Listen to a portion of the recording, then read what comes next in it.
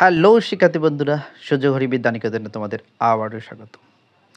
আশা করছি যে যেখানে আছি ভালো আছি, মানসিকভাবে এবং শারীরিকভাবে উভয়ভাবেই। আমিও ভালো আছি।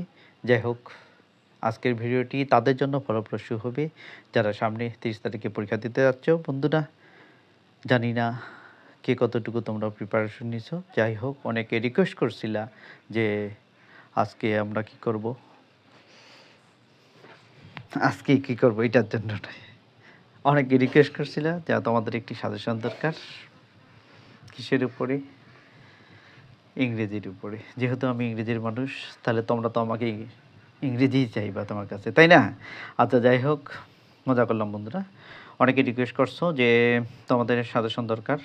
যাই হোক, দিতে অনেক দেরি হয়ে গেল। কিছুদিন আগে রিকোয়েস্ট করছো, আমি ভাবছিলাম অনেকেই মনে হয় প্রয়োজন নেই। তারপর যেহেতু পরবর্তীতে দেখা গেল যে অনেকেই রিকোয়েস্ট করছো যে তোমাদের একটি সাজেশন দরকার আছে বন্ধুরা, তো আমি তোমাদের সেকেন্ড পার্টের রাইটিংয়ের উপরে আজকে 11 এবং 12 নম্বরের ইংলিশ সেকেন্ড পেপারের রাইটিংয়ের উপরে যে প্যারাগ্রাফ আসে আমাদের সংক্ষিপ্ত সিলেবাসে, আমরা জানি আমাদের দুটো প্যারাগ্রাফ থাকবে। কয়টি প্যারাগ্রাফ থাকবে? দুটি প্যারাগ্রাফ থাকবে। কত নম্বরে? 11 এবং 12 নম্বরে। সেই 11 এবং 12 নম্বরের উপরে তোমাদের আমি একটি সাজেশন তৈরি করছি। আশা করা যায় তোমরা অনেক উপকৃত হবা। যাই হোক, অনেকেই আবার অনেকের কাছে এটির মূল্য থাকবে, অনেকের কাছে মূল্য থাকবে না। এই সাজেশনটি আসলে কতটুকু গুরুত্বপূর্ণ সেটি আমার মনে হয় মুখে না বলে বাস্তবে যদি দেখা যায় যে তোমরা কমন পেয়ে যাও, তোমরা নিজেরাই বলবা আসলে এটির গুরুত্ব আদৌ ছিল কি না। এটি কি আসলে একটি সাদা কাগজ, নাকি সাদা কাগজে কোনো কিছু লেখা, নাকি সেই লেখাগুলো অত্যন্ত মূল্যবান। যদিও দেখা যাবে আমি তোমাদের আসলে আমি প্রিপেয়ার ছিলাম না, আমি গ্রামের বাড়িতে চলে এসেছি বন্ধুরা, তাই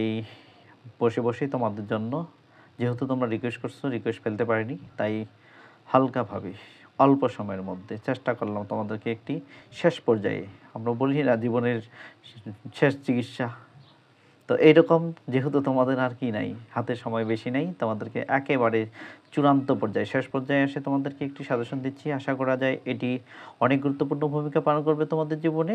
যাই হোক, এর গুরুত্ব আমি আবারও বলছি, এর গুরুত্ব তোমরা তখনই বুঝবা যখন তোমরা পরীক্ষার মধ্যে কী পাবা, যথেষ্ট কমন পাবা। আর যদি কমন না পেয়ে থাকো তাহলে তো এর কোনো মূল্যই থাকবে না। আর যদি দেখা যায় এখান থেকেই তোমরা অনেক কমন পেয়ে গেছো, তাহলে বুঝতে পারবা যে আসলেই এটির গুরুত্ব আছে। তাই মুখে নয়, বাস্তবে যদি কমন পেয়ে থাকো তাহলে তোমরাই বলবা যে আসলে আদৌ এর গুরুত্ব ছিল কি না। যাই হোক, যারা তোমরা আমাকে বিশ্বাস করে থাকো, যদি মহান সৃষ্টিকর্তার সহায় থেকে থাকে, আমার মনে হয় তোমরা এখান থেকে যথেষ্ট কমন পাবা। তো আমরা মূল পয়েন্টে ফিরে আসি বন্ধুরা।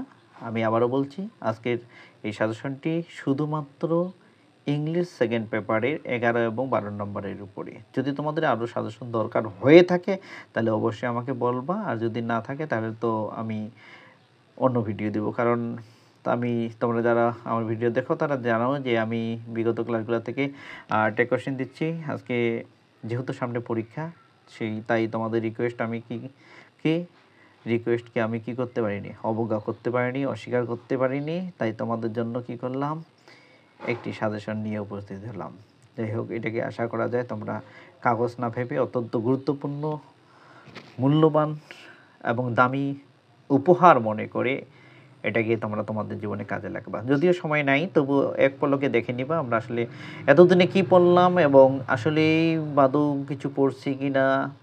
আর আরেকটা জিনিস, সেটি হচ্ছে রাইটিং অত্যন্ত গুরুত্বপূর্ণ ভূমিকা পালন করে। অনেক স্টুডেন্ট আছে, আমরা কী করি, রাইটিংগুলোকে গুরুত্ব দিই না। তখন আমরা দেখা যায় 10 মার্কের যদি থাকে 5 পাই, তখন দেখা যায় কি আমাদের A+ আমরা ক্যারি করতে পারি না। অতএব এটি আমাদের মারাত্মক ক্ষতি করে থাকে। রাইটিং আমরা শুধুমাত্র লিখে আসি, যেখানে মানসম্মত কোনো ওয়ার্ড ইউজ করতে পারি না, মানসম্মত কথা ইউজ করতে পারি না। অর্থাৎ যেই টপিকের উপরে লিখবো সেই টপিকের উপরে যথেষ্ট ধারণা না থাকার কারণে আমরা কি করতে পারি না, ভালো একটি রাইটিং আমরা উপহার দিতে পারি না। যাই হোক বন্ধুরা, আমি আশা করছি যে তোমরা অনেকেই যথেষ্ট প্রিপারেশন নিয়েছো এবং সামনে অত্যন্ত একটি ভালো ফলাফল করে তোমাদের পরিবারের, নিজের এবং দেশ ও জাতির কী করবা, অনেক উপকারে আসবা। যাক, বকবক না করে আমরা মূল টপিকে ফিরে যাই। দেখা যাক বন্ধুরা আমাদের কী ইম্পর্টেন্ট আছে। তাহলে নাম্বার 1 ইম্পর্টেন্ট প্যারাগ্রাফের ক্ষেত্রে আমরা জানি শর্ট সিলেবাসে 2টি প্যারাগ্রাফ থাকবে, একটি 11 নম্বর, একটি 12 নম্বরে।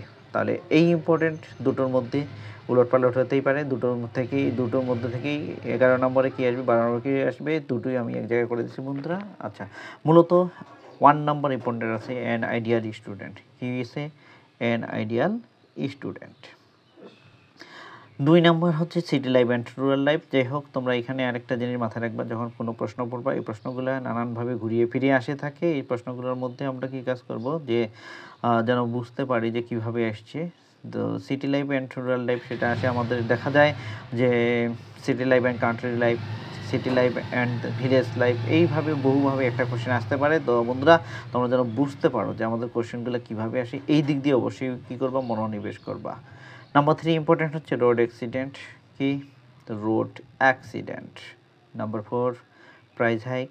Number 5 traditional class and online class, যেটাকে আমরা বলতে পারি অফলাইন অ্যান্ড অনলাইন। অর্থাৎ একটি আমরা যে আমাদের ক্যাম্পাসে যে ক্লাসটি করে থাকি, আর একটা হচ্ছে কি ক্যাম্পাস বন্ধ থাকলে অনলাইনের মাধ্যমে যে ক্লাস করেছিলাম লকডাউনের সময়ে, অথবা এখনও আমরা ক্লাস করে থাকি, সেইটার উপরে traditional class and online class. যাক, বলছি, আবারও বলতেছি যে ক্লাসগুলো টপিকগুলো ভালোভাবে প্রশ্নগুলো বুঝে নিবা। একটা প্রশ্ন নানানভাবে আসতে পারবে, নাহলে দেখা যাবে যে তোমরা ওইটা জানতা উত্তর কিন্তু লিখে আসতে পারো না, প্রশ্ন না বোঝার কারণে। অতএব তোমরা প্রথমত কোশ্চেনটা সবসময় ভালোভাবে পড়বা, তারপর দেখবা আসলে এটা কি। নাম্বার দেখা যায়, তাহলে কি বললাম, 5 নম্বর ইম্পর্টেন্ট কী ছিল, traditional class and online class. Number 6 causes of failure in English, আসলে এটি ইম্পর্টেন্ট আছে বন্ধুরা। Number 7 climate change. Number 8 early rising. Number 9 female education. Number 10 important হচ্ছে পদ্মা ব্রিজ অথবা মেট্রো রেল। দুটো কিন্তু দু জিনিস, তবে একটা ধারণা থাকলে আরেকটি ধারণা অবশ্যই বের করে নেওয়া যায়, অনেকটা সুবিধা হয়, তবে দুটো দিক। নাম্বার 11 হচ্ছে মোবাইল ফোন, আবার এটা আসতে পারে কি সোশ্যাল মিডিয়া অথবা স্মার্টফোন অথবা ফেসবুক অথবা ইন্টারনেট অথবা মোরাল ডিগ্রেডেশন। এটা একটু ভালোভাবে বুঝে নেব, moral degradation of young generation. আসলে ফেসবুকটা আমাদের যে কি ইয়াং জেনারেশনের আছে সেটাতে কতটুকু প্রভাব ফেলতেছে, এই যে নৈতিকতার ক্ষেত্রে, এই জায়গাটাকে কি করবা, একটু যদি তোমরা ডিপলি বুঝে থাকো তাহলে কিন্তু অনেক কিছু লিখতে পারবা। যাদের রাইটিং স্কিল ভালো আছে তারা অবশ্যই ভালো লিখতে পারবা, যাদের রাইটিং স্কিল ভালো নেই তারা কিন্তু লিখতে পারবা না। আচ্ছা, এটা এইভাবেও আসতে পারে কি ইম্পর্টেন্স অফ মোরাল ভ্যালুস। তো ইম্পর্টেন্স অফ মোরাল ভ্যালুস, আসলে বর্তমানে আমাদের নৈতিকতার অবক্ষয় হয়ে গেছে, এই জন্য ইম্পর্টেন্স অফ মোরাল ভ্যালুসও আমাদের কি অত্যন্ত ইম্পর্টেন্ট। পরবর্তীতে আমরা দেখতে পারতেছি 12 নম্বর ইম্পর্টেন্স হচ্ছে environment pollution. Number 13 tree plantation or deforestation. Number 14 global warming. Number 15 food adulteration. Number 16 international mother language day, যেটাকে আমরা 21শে ফেব্রুয়ারি বলে থাকি। আবার এইটা এইভাবেও আসতে পারে 21শে বুক ফেয়ার অথবা 21শে বইমেলা। এটা ইন্টারন্যাশনাল মাদার ল্যাঙ্গুয়েজ ডে আলাদা, আর 21শে বইমেলা হলো আলাদা। Drug addiction. Number 19 nuclear family and extended family, ছোট্ট পরিবার এবং বড় পরিবারের মধ্যে সুবিধা অসুবিধা অনেক কিছুই আছে, এটার উপরে আসতে পারে। নাম্বার 20 আওয়ার লিবারেশন ওয়ার, অথবা আসতে পারে স্পিচ অফ 7th মার্চ। বন্ধুরা, এই ছিল তোমাদের 11 এবং 12 নম্বর ইম্পর্টেন্ট। সামনে যারা এসএসসি পরীক্ষা দিতে যাচ্ছ, আমি আশা করি যে তোমরা এখান থেকেই তোমাদের রাইটিংটা কি পাবা, কমন পাবা। সো যাদের এইগুলোর সম্পর্কে ধারণা নেই, এই কয়েকদিনের মধ্যে একটু ধারণা নিবা, আর পরীক্ষায় যথেষ্ট সুন্দরভাবে যেন নিজেকে যেন উপস্থাপন করতে পারো তোমার হাতের লেখার মাধ্যমে। হাতের লেখাগুলো সেজন্য ক্লিয়ার অ্যান্ড কি দিবা, পরিষ্কার এবং সুন্দর করবা, যাতে করে এক্সামিনার তোমাকে দেখে বুঝতে পারে যে তুমি একজন অত্যন্ত ভালো মানের স্টুডেন্ট। তোমার লেখাই প্রমাণ করবে তুমি কেমন স্টুডেন্ট।